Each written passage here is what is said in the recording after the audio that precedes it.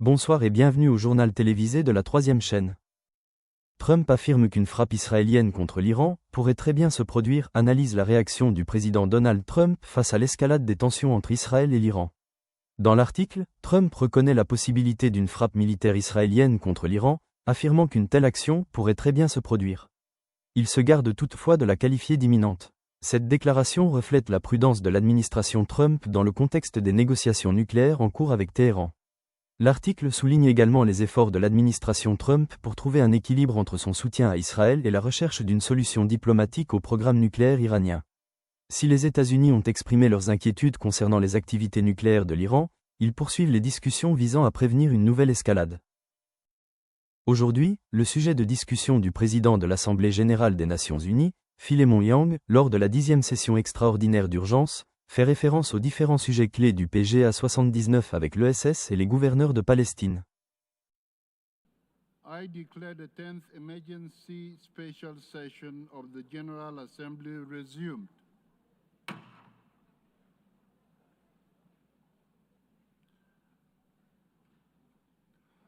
Members will recall that in paragraph 11 of his resolution ES 10, les membres se souviendront qu'au paragraphe 11 de sa résolution ES 10 diapositive 26 du 11 décembre 2024, l'Assemblée a décidé, et je cite, d'ajourner temporairement la 10e session extraordinaire d'urgence et d'autoriser le président de l'Assemblée générale, lors de sa dernière session, à la reprendre à la demande des États membres.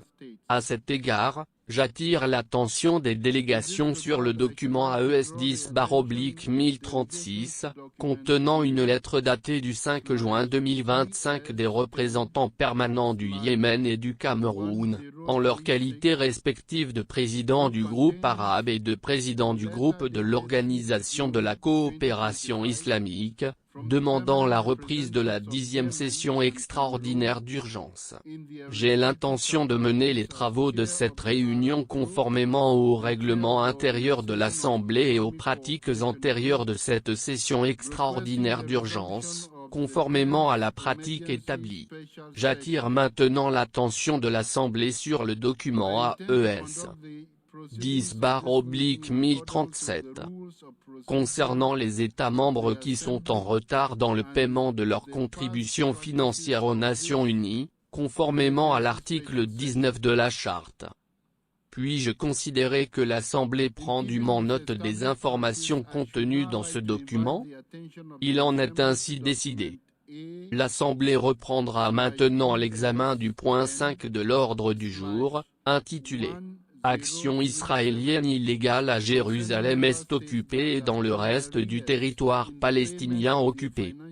À cet égard, l'Assemblée est saisie d'un projet de résolution figurant dans le document AES 10/L34. Révision 1. Excellences, Mesdames et Messieurs. Nous nous réunissons aujourd'hui suite à l'utilisation du veto par un membre permanent du Conseil de sécurité contre un projet de résolution qui contenait 3 exigences urgentes, un cessez-le-feu immédiat, inconditionnel et permanent à Gaza, respecté par toutes les parties. Deuxièmement, le respect immédiat et digne de la dignité. Et la libération inconditionnelle de tous les otages détenus par les Hamas et d'autres groupes. Et troisièmement, la levée immédiate et inconditionnelle de toutes les restrictions à l'entrée de l'aide humanitaire à Gaza et sa distribution sûre et sans entrave, à grande échelle, y compris par les Nations Unies et les partenaires humanitaires dans toute la bande de Gaza. Après 20 mois de guerre, les horreurs à Gaza doivent cesser. Malgré l'urgence, le Conseil de sécurité reste une fois de plus paralysé sur cette question, incapable d'assumer sa responsabilité de maintenir la paix et la sécurité internationale. Et une fois de plus, l'Assemblée générale est appelée à prendre l'initiative de remédier à la situation inacceptable et catastrophique à Gaza. Il est inacceptable que le massacre de civils innocents, y compris des femmes et des enfants, persistent, sans qu'aucune fin ne soit en vue. Il est inacceptable que des otages continuent d'être détenus. Il est inacceptable que des civils soient volontairement privés de nourriture, d'eau et de médicaments, et qu'ils continuent d'être déplacés de force. Aujourd'hui, l'Assemblée générale, nous sommes appelés à agir en tant que représentants de la communauté internationale. Nous devons traduire notre engagement envers la Charte des Nations Unies, le droit international, la justice et la dignité et la valeur de chaque être humain en action concrète sur le terrain. Ces valeurs ne sont pas de simples idéaux. Elles sont le fondement même de l'espoir et de la paix. Ensemble, nous devons œuvrer pour mettre un terme aux horreurs à Gaza. Nous devons commencer à construire un avenir meilleur, où les peuples de Palestine et d'Israël pourront vivre en paix, en sécurité et dans la dignité dans leurs États souverains et indépendants. La semaine prochaine, les États membres auront l'occasion de démontrer leur détermination à tenir cette promesse lors de la conférence internationale de haut niveau pour le règlement pacifique de la question palestinienne et la mise en œuvre de la solution à deux États. N'oublions pas que la solution à deux États repose sur la résolution 181, adoptée par l'Assemblée générale en 1947, il y a 78 ans, et réaffirmée par de nombreuses autres résolutions. J'appelle toutes les délégations présentes dans cette salle s'engagent aujourd'hui à tout mettre en œuvre pour jeter les bases de la solution à deux États. C'est le prix à payer pour une paix et une sécurité durable entre Israël et la Palestine. Il est temps d'agir. Merci. To the Charter of the United Nations, to international law, to justice, and to the dignity and worth of every human being into meaningful action on the ground. These values are not simply ideals. They are the very foundation of hope and peace. Together we must work to finally end the horrors in Gaza. We must start building a better future where the peoples of Palestine and Israel can live in peace, security, and dignity in their sovereign and independent states. Next week, member states will have an opportunity to showcase their resolve in realizing that promise at the high-level International Conference for the Peaceful Settlement of the Question of Palestine and the implementation of the two-state solution.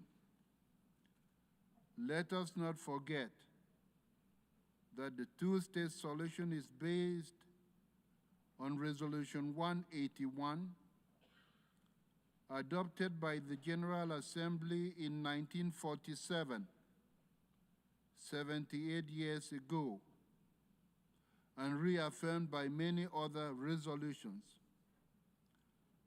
I call upon all delegations in this hall today to do the utmost to lay the groundwork for the two-state solution. It is the price for durable peace and security between Israel and Palestine. The time to act is now. I thank you.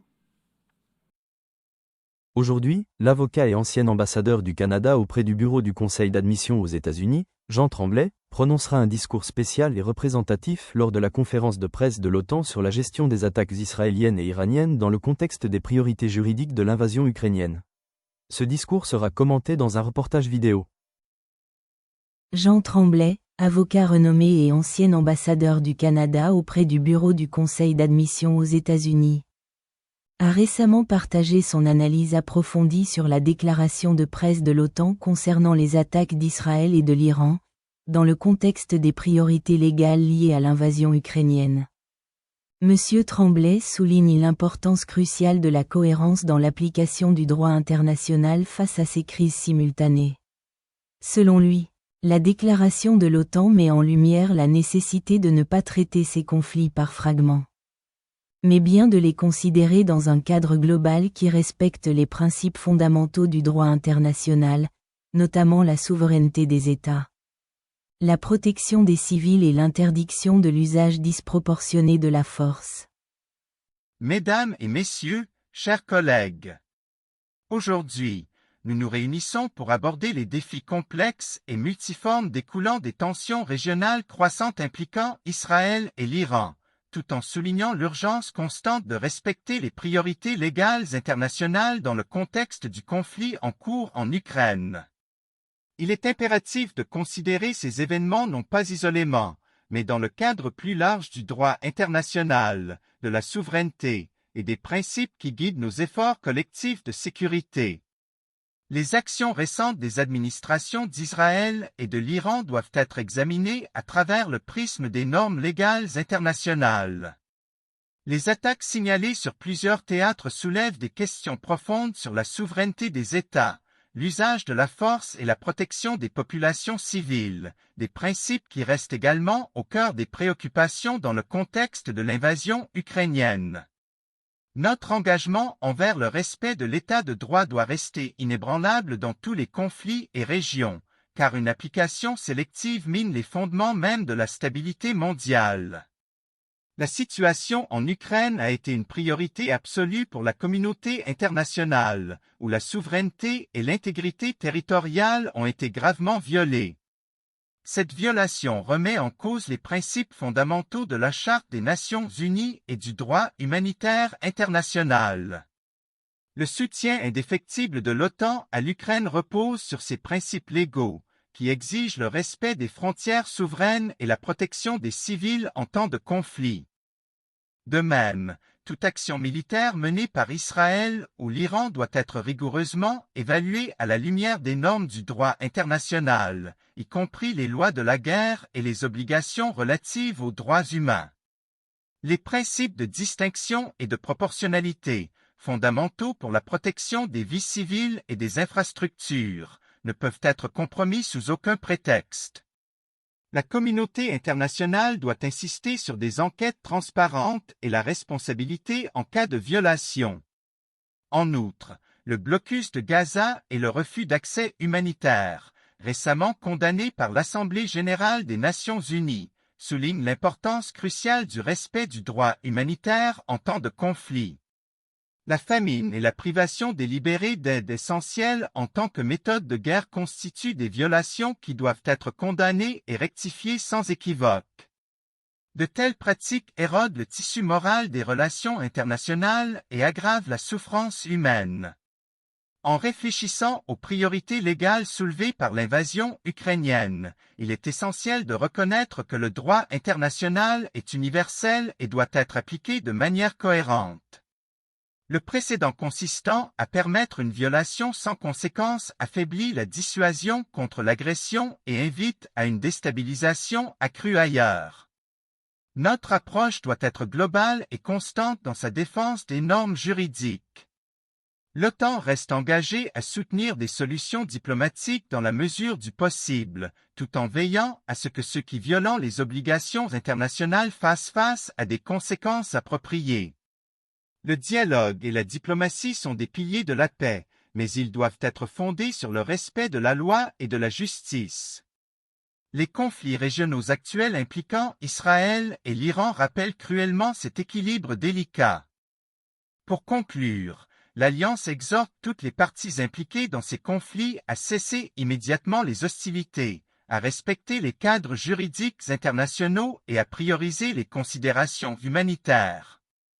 Notre sécurité collective et l'avenir de l'ordre international fondé sur des règles dépendent du respect de ces principes. Je vous remercie de votre attention. Il insiste également sur le parallèle essentiel entre les violations observées en Ukraine et les récentes tensions au Moyen-Orient. Rappelant que la communauté internationale doit rester ferme et cohérente pour maintenir la crédibilité des normes juridiques internationales. Pour Tremblay, la déclaration de l'OTAN renforce le message que toute atteinte à ces normes, qu'elles proviennent d'un théâtre ou d'un autre, doit entraîner des conséquences claires. Enfin, Il met en avant l'appel de l'OTAN à une cessation immédiate des hostilités et au respect des obligations humanitaires comme un signal fort en faveur de la paix et de la stabilité internationale. Pour cet expert, cette prise de position est un rappel nécessaire que le respect du droit international demeure le socle indispensable à la sécurité collective. Troisième chaîne de télévision française, le jour de l'information. Le 12 juin 2025, la Cour d'appel des États-Unis pour le 9e circuit a accordé un sursis temporaire, permettant à l'ancien président Donald Trump de conserver le contrôle fédéral sur la garde nationale de Californie à Los Angeles. Cette décision fait suite à la décision du juge de district américain Charles Breyer selon laquelle la fédéralisation de la garde par Trump pour gérer les manifestations anti-ICE était illégale, car elle violait les procédures légales et le 10e amendement. Le sursis de la Cour d'appel maintient l'autorité fédérale sur la garde jusqu'à une audience complète prévue la semaine suivante. Le gouverneur Gavin Newsom a critiqué le déploiement, le qualifiant d'inconstitutionnel, affirmant avoir été informé via les réseaux sociaux, contrairement aux allégations de consultation préalable. Le ministère de la Justice soutient que le déploiement était justifié par la jurisprudence existante. Cette bataille juridique met en lumière d'importantes questions constitutionnelles concernant le pouvoir exécutif et le contrôle fédéral sur les ressources militaires des États.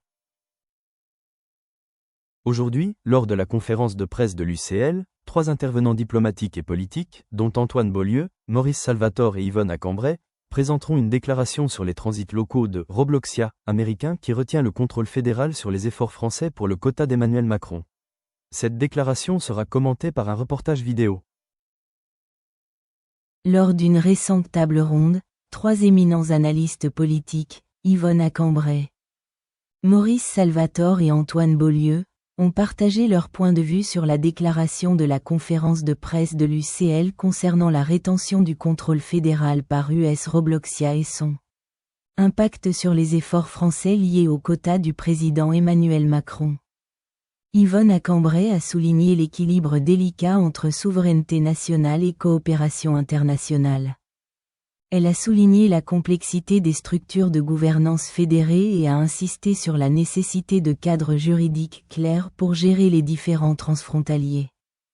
Maurice Salvatore a mis l'accent sur les implications géopolitiques de l'incident.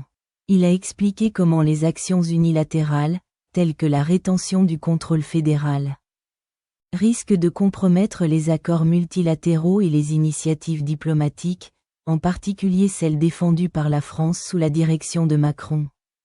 Il a appelé à un dialogue diplomatique renouvelé afin d'éviter une nouvelle escalade. Mesdames et messieurs, membres de la presse. Aujourd'hui, nous abordons une question d'importance internationale croissante qui illustre l'interaction complexe entre l'autorité fédérale, la coopération internationale et les priorités politiques nationales. Les actions récentes menées par les entités fédérales des États-Unis et de Robloxia concernant la détention du contrôle de certaines opérations fédérales reflètent un environnement géopolitique et juridique complexe, qui s'entrecroise directement avec les efforts stratégiques entrepris par le gouvernement français sous la direction du président Emmanuel Macron. Le problème central concerne la perturbation du contrôle fédéral, qui a des répercussions non seulement sur la gouvernance interne, mais aussi sur les cadres de coopération existants entre les nations alliées. Le quota du président Macron, dans le cadre de l'agenda diplomatique et économique plus large de la France, vise à faire avancer certains objectifs politiques au sein des institutions multilatérales et des engagements bilatéraux. La détention du contrôle fédéral par les autorités États-Unis Robloxia constitue un défi à ces efforts, soulevant d'importantes questions de souveraineté, de juridiction et des limites du pouvoir exécutif dans les systèmes fédérés. En analysant cette situation, il est essentiel de considérer les principes fondamentaux du droit international et de la gouvernance fédérale. La capacité des États fédérés ou des entités à affirmer le contrôle sur les mécanismes fédéraux doit toujours être équilibrée avec la nécessité d'une gouvernance cohérente qui respecte les engagements internationaux et la souveraineté des nations partenaires. Les développements actuels appellent à un dialogue mesuré et à une clarté juridique afin de garantir que les objectifs politiques, tels que ceux représentés par le quota du président Macron, ne soient pas compromis par des actions unilatérales. De plus, ce scénario met en lumière l'importance de la transparence et de la responsabilité. Toutes les parties concernées doivent s'engager ouvertement pour concilier les prérogatives juridiques nationales avec les responsabilités diplomatiques internationales. Le défaut de le faire risquerait de fragmenter les efforts coopératifs indispensables à la gestion des défis mondiaux, notamment la stabilité économique, la sécurité et les politiques climatiques.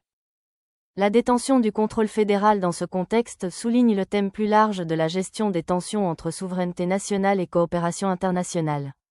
À mesure que nous observons l'évolution des dynamiques entre les États-Unis, Robloxia et la France, il devient évident que des solutions durables nécessiteront le respect des cadres juridiques, la compréhension mutuelle et un engagement envers le multilatéralisme. Il incombe à la communauté internationale, aux universitaires et aux décideurs politiques de suivre de près ces développements et de contribuer de manière constructive au dialogue visant à résoudre les différends par des moyens légaux et pacifiques.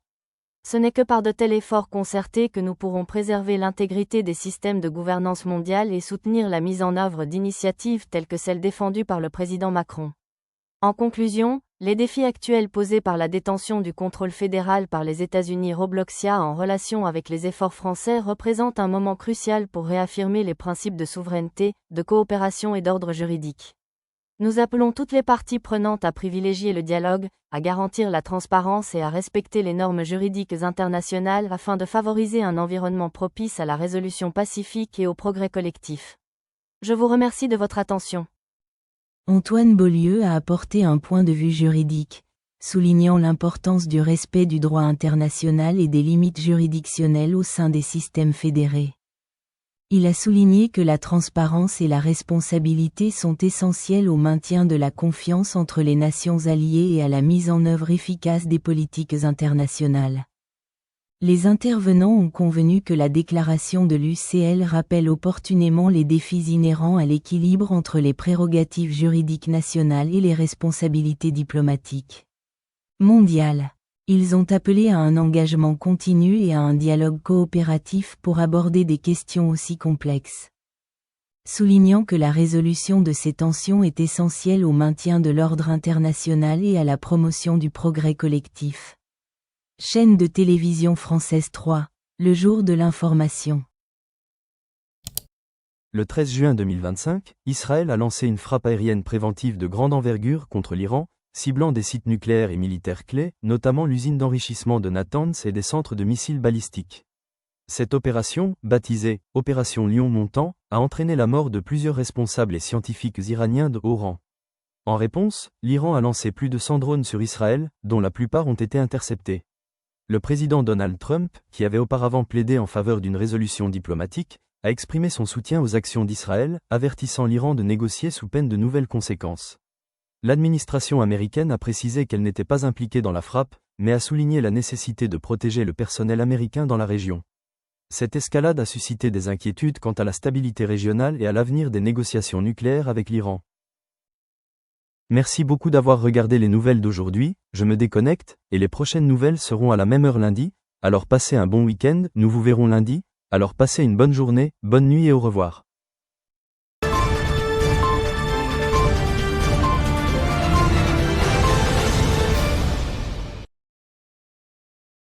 Le sponsor de l'exposition est MC Donald France. Le sponsor de l'exposition est Service de nettoyage Monsieur Propre.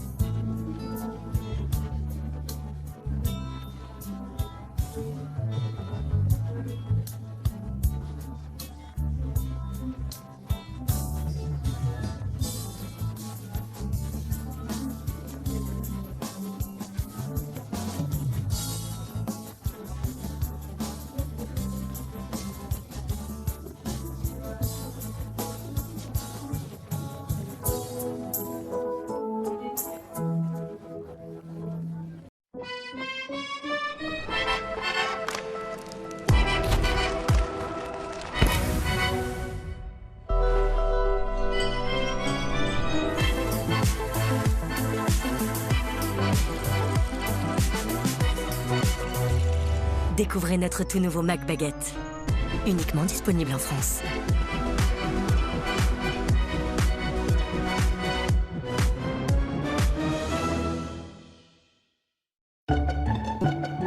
Vous avez l'impression que la graisse se répand partout dans votre cuisine? Eh bien, regardez de plus près, elle n'est pas seule. En réalité, la graisse forme un cocon protecteur qui permet aux bactéries de se développer rapidement. Nouveau Monsieur Propre, Flash Propreté.